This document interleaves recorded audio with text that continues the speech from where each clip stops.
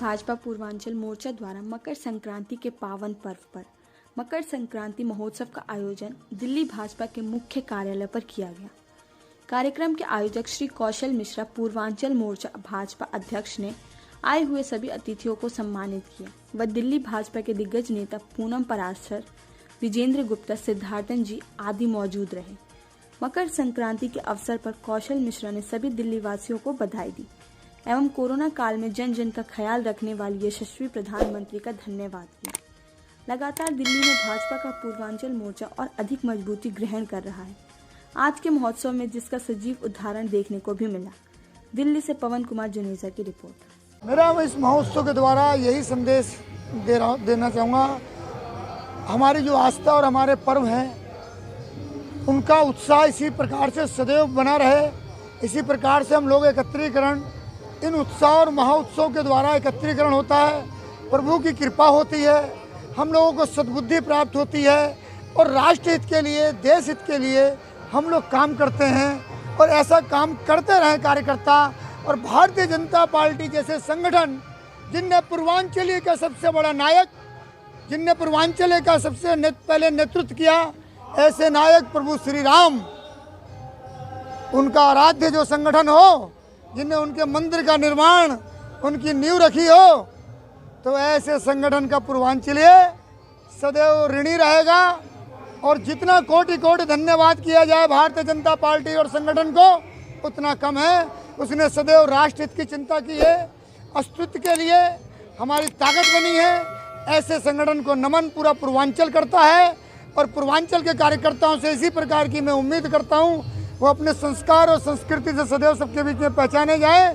पूर्वांचल 7 भाषाओं को लेकर बनाया गया है और पूर्वांचल के अंदर हमने सबको जोड़ा है और एक नारा दिया है आज यहाँ से हमने कि पूर्वांचल की क्या पहचान, जय सिया राम, जय जय सिया राम।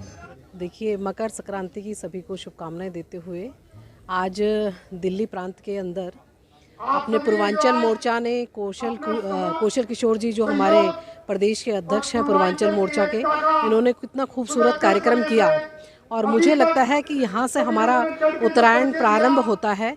और सूर्य देव की कामना मैं करती हूँ कि सभी को अच्छा जो है घर में सुख शांति मिले, उत्साह मिले और यशस्वी परिवार के अंदर सुख संपत्ति समृद्धि आए।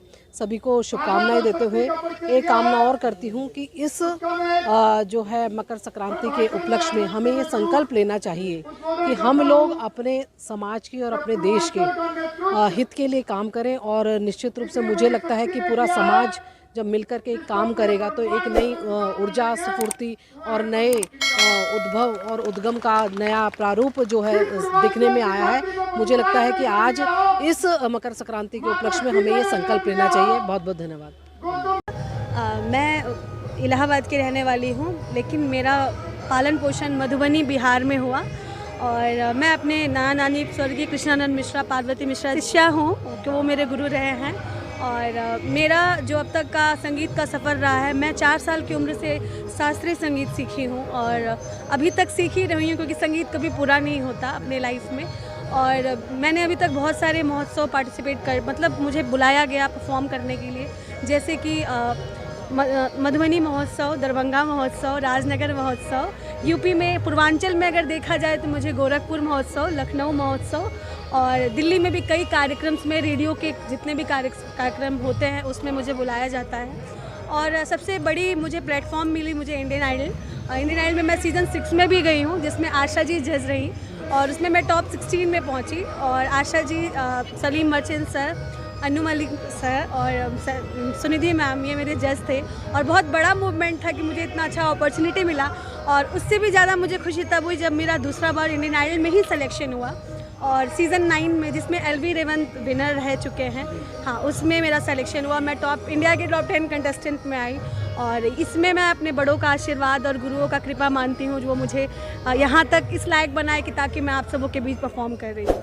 मैम, क्या लगता है कि मोटिवेशन कैसे मिलती है जब इस तरह मंच पर गाने का? देखिए, गाना कभी भी कुछ ख़राब नहीं होता, चाहे वो क्योंकि मैंने आपसे शुरुआत में ही बोला, यहाँ भी मैंने आज स्टेज पे बोला कि मैं मिथिलांचल और पूर्वांचल दोनों से ही रिलेट करती हूँ और गाना कोई भी ख़राब नहीं होता, और इस तरीके का मंच मिलता है तो बहुत कुछ एक्सपीरियंस मिलती है सीखने का कि आप अगर आप पब्लिक के सामने गा रहे हो तो आपको किस तरीके का गाना चाहिए।